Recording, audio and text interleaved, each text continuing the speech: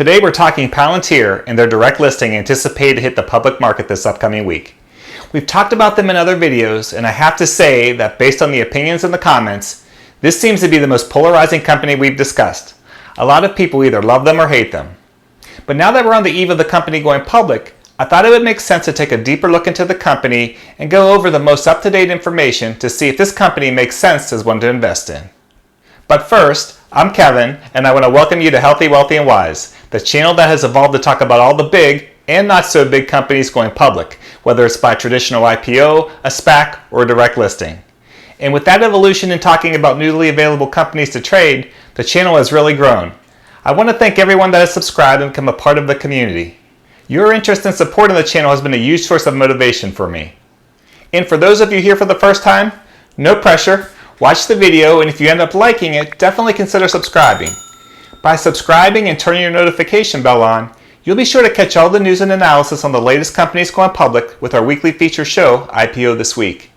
And the information we cover could make sure you don't miss out on the next big thing, especially in one of the hottest times for IPOs. As always, please know upfront that I'm not a financial advisor, and while my videos are meant to be informative, they should not be seen as a recommendation for you to take any action on the companies covered. You should always do your own research or consult with your own financial advisor when making any investment decision. Okay, let's get into Palantir, a company with top secret cred and notoriety. They probably predicted me making this video. For some background, the company's full name is Palantir Technologies Incorporated, which actually comes from The Lord of the Rings, where the magical Palantir were seeing stones, which allowed their users to communicate with each other or to see faraway parts of the world. The data analytics company, whose headquarters is being moved from Palo Alto to Denver, was founded in 2003, with their initial mission being to build software for U.S. intelligence agencies for counterintelligence purposes, with their ultimate aim being to reduce terrorism while preserving civil liberties. To that point, the company has been widely reported to have helped the U.S. in finding Osama bin Laden. On a more recent note, the company has been assisting governments during the pandemic in tracking and analyzing the data on the virus and its spread. Two of the company's founders are people with names you might be familiar with. First is Peter Thiel, the current chairman of Palantir's board of directors, who first became widely known when he co-founded the popular online payment platform PayPal before taking it public, where it eventually was sold to eBay. Thiel is also known as having been the first outside investor in Facebook, where he initially took a 10% stake into the company before selling much of it for big money. He does, however, continue to sit on Facebook's board of directors, and his name alone no doubt brings investors to the table of any company he's involved with. The other name you might be familiar with is Alex Karp, who also is the company's CEO. Karp and Thiel in particular have an interesting dynamic, and one that ultimately is why so many people have a strong feeling about the company one way or another. And that dynamic is political, where Thiel is a Republican that has been a strong and vocal supporter of President Trump, while Karp is a self-described socialist and progressive who reported that he voted for Hillary Clinton. And beyond the two men, the company has seen some of its biggest criticism from its work with developing software for U.S. Immigration and Customs Enforcement, commonly known as ICE, in which ICE has used Palantir software for years to track down undocumented immigrants. One report specifically revealed that Palantir software was critical in an operation to arrest the parents of illegal immigrant children. Now, I bring this up not to talk about politics. This channel is not about that. I bring it up because it is a company that has been branded as a political company, fair or not, which in the year 2020 probably helps to explain the love or hate views of the company. For the sake of this video, we're going to just take a look at the merits of the company itself in determining if an investment in it makes sense. So in any discussion of the comments, I hope we can trust each other to keep that focus. Now, it is fair to ask how the election might impact the company financially, so we will talk about that in a little bit. One other thing to address is the hot button issue of privacy and data. Privacy concerns are everywhere nowadays in the era of big tech, and like many companies, there are concerns about how the data on us is being collected and used, especially considering how data is being used with ICE to result in a significant impact on people's lives. Karp makes a direct point in saying that Palantir has repeatedly turned down opportunities to sell, collect, or mine data. With that point, he claims that they act differently than some of the other big tech companies out there. So that's the background of the company that catches people's attention, and we haven't even talked about the company's product yet. So we need to do that. Palantir currently has two principal software platforms that it has developed. The first is named Gotham, and was constructed for analysts at defense and intelligence agencies who didn't have the software they needed to do their jobs. Early on in Afghanistan and Iraq, soldiers were having to map networks of insurgents and makers of roadside bombs by hand. Gotham was able to identify patterns hidden deep within datasets, ranging from signals, intelligence sources, and reports from confidential informants, in order to help U.S. and Allied military personnel find what they were looking for. Gotham's use has now extended beyond intelligence analysis into defense operations and mission planning. Later, the company determined that the challenges faced by commercial institutions when it came to working with data were similar to what governments experience, as companies often struggle to manage and make sense of the data involved in large projects. And this resulted in the second platform being developed for these commercial clients, and they named it Foundry. The platform transforms the way in which organizations interact with information by creating a central operating system for their data. With the development of Foundry, the company is trying to get away from the more labor-intensive and therefore more expensive approach of developing software that is highly customized to each customer, instead trying to deliver a product that is much more scalable and would amount to a significant savings in cost for Palantir. And considering the company is yet to have a profitable year, becoming more efficient in cost needs to be a focus. So let's now take a look into the financials that the company is reporting. Most recently, Palantir reported revenue of $742.5 million in 2019, up 25% from the previous year. And that came alongside a net loss of $580 million. In the prior year, its sales were $595.4 million with a net loss of $580 million. Looking more recently, in the first half of this year, Palantir brought in $481.2 million in revenue and lost $164.7 million, which reflects a growth rate of 49% over the same period last year. Once again, I want to note that the company has never been profitable since its inception, now 16 to 17 years later. Much of that has been due to high costs in research and development, as is typical for companies looking to grow at the scale they're wanting to. Some of the losses are also related to significant executive and employee compensation. In February, it was reported that cash bonuses for employees were replaced with restricted stock units as a way to save money. Recent operating results have shown improvements as their net loss decreased to $164.7 million over the first half of 2020, which was down from a loss of $280.5 million in the first half of 2019. Obviously, some of that can be attributed to expenses being lower from the shutdown caused by the pandemic, although by how much isn't clear. Some other numbers that you might be interested in: for 2019, the average revenue per customer was $5.6 million. The average revenue for the top 20 customers by revenue generated in 2019 was $24.8 million. The commercial side of their business is growing, as 53% of the total revenue came from commercial customers in 2019. In their S1 filing, Palantir reports that their software is being used by customers across 36 industries and in more than 150 countries. As of the first half of this year, its platforms were being used by 125 customers, which obviously is a pretty small number. Within that number is the U.S. Army, who had actually sued in 2016 over the procurement process for a new version of an intelligence analysis system, claiming that the process was unlawful and wasteful. Palantir ended up winning the contract, which accounts for $1.7 billion of the $2.9 billion in potential federal contract money it has won since that year. As for some of their bigger commercial customers, you can count Airbus and BP near the top.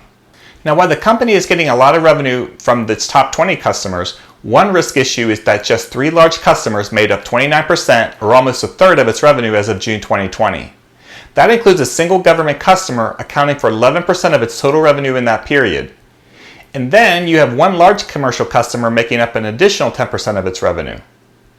A loss of one of these customers could result in a significant hit to the bottom line. While looking to grow, the company does have some self-imposed restriction as to who they will and will not do business with. Palantir states that the company generally does not enter into business with customers or governments whose positions or actions that they consider inconsistent with the mission to support Western liberal democracy and its strategic allies. So maybe a little peace of mind for anybody that's concerned that they could do business with an adversary of the U.S. Palantir says that it plans to grow its revenue by becoming the default data solution within the U.S. government, further expanding into the commercial sector, and expanding its reach with existing customers. The company told its investors in April that they expect to have $1 billion in revenue for 2020. The company estimates that the total addressable market for their software across the commercial and government sectors around the world would be approximately $119 billion. When considering the market, they exclude institutions and countries or regions where they have chosen not to sell their software, as I had just mentioned. As far as the market outlook is concerned on defense IT spending, according to a 2020 market research report cited on TheStreet.com, The global market was an estimated $81.3 billion in 2019 and is expected to reach $98.8 billion in 2026, which represents a compound annual growth rate of 2.8%. This expected growth is driven by continued and increasing cybersecurity threats, as well as changing intergovernmental relationships and regional and global threat estimations. Palantir plans to go public as per its most updated filing on September 29th, almost a week later than it originally proposed. The company will list its stock on the New York Stock Exchange under the ticker PLTR with a direct listing. Even though the rules have recently changed on direct listings, Palantir is not looking to raise any capital, therefore there are no underwriters or proposed pricing. The company states that the purpose in going public is for increased liquidity for its current investors and employees. If you've watched my previous videos on Palantir, you know that there are some interesting aspects of the company's plan to go public. The first one is of how the company would be governed. The filings describes a unique three-class voting structure where Palantir founders Alex Karp, Stephen Cohen, and Peter Thiel will be given special Class F shares that will ensure that they hold 49.9999% of the ownership of the company in perpetuity, meaning that if they sell the underlying shares, they will still hold that percentage. So in effect, they could sell their shares and still have a significant ownership stake in the company. And then it got even more convoluted in the most recent amendments, where it appears if one of the founders leave the company, their voting power actually increases. Because of this, a risk factor was added to the filing which states, quote, "Although we currently are not considered to be a controlled company, under the New York Stock Exchange corporate governance rules, we may in the future become a controlled company due to the concentration of voting power among our founders and their affiliates." End quote. So to clarify what a controlled company is based on New York Stock Exchange corporate governance rules, it is a company of which more than 50% of the voting power is held by an individual, group, or another company. While the filing states that the founders will own 49.999%, there are scenarios possible that they could have over 50% control. If that were to happen, public shareholders in the company will likely legally have zero input into the governance of the company. This structure has really raised eyes and has resulted in the multiple amendments to the filing, which has just resulted in more confusion. However, in the latest amendment, the filing does state that the stock that will trade on September 9th will hold only approximately 3.4% of the voting power of the outstanding capital stock. However, it did add that the founders do have a minimum threshold share they need to hold to keep that 49.99% voting power, although that number is relatively low. The second unique aspect to this direct listing is that they will have locked up shares on that first day of trading, which isn't typical for companies going the direct listing route. From the CFO, only 20% of the existing shares and options can be traded freely on the first day of trading. For the remaining 80% of shares, they will become available on the third business day following the release of fiscal year 2020 earnings. As a heads up, the fiscal year for Palantir ends on December 31st. So when this year's earnings come out, we could see more volatility in the share price when those 80% of shares are finally able to hit the market. So with no underwriters and a proposed range, how do we know what the company is valued at and what the share price would be? This has been a source of contention among potential investors. Well, based on information from CNBC on past fundraising efforts in the private markets, the company was then valued to be in the $20 billion range.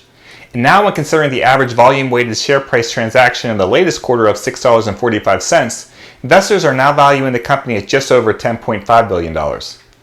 Looking back to July, Palantir raised $410.5 million by selling shares at $4.75 apiece, according to the filing, which comes out to a valuation of about $7.8 billion. Transactions during the quarter took place at anywhere from $4.17 a share to $11.50 a share, suggesting a range of $6.83 billion to $18.8 billion. But again, if you consider the average transaction was at $6.45, the company was being valued at $10.5 billion, about half of where it was valued in 2015. Now, another example of how these numbers are all over the place, the Wall Street Journal is expecting the company to be valued around $22 billion when trading begins. These numbers are pointing to the stock trading in the upper single digits to the mid-teens when considering the bump for being publicly traded. Considering the valuation might help you decide at what price you're interested in buying in. I'm curious to see what you think the share price will be. Let me know in the comments.